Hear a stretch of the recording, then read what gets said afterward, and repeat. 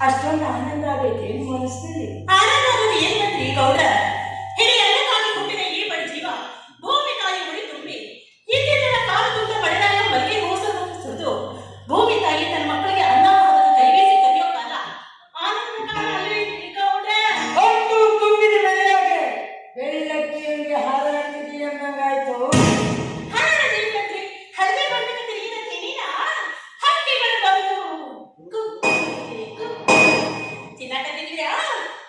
ಸೌಳಿಗಳನ್ನ ಹೊಡೆಯಕತ್ತಿದ್ರೆ ಅಷ್ಟೇ ನೀವು ಗೌಡ ಈ ಕಡೆ ಬಂದ ಯಾಕೆ ಬರ್ಬೋದಾಗುತ್ತೇನು? ಬಂದಿದ್ದು ತಪ್ಪಾಯ್ತೇನು? ನೇರವಾಗಿ ದಾರಿಯನ್ನು ಮನೆ ಹೊರಟಿದೆ.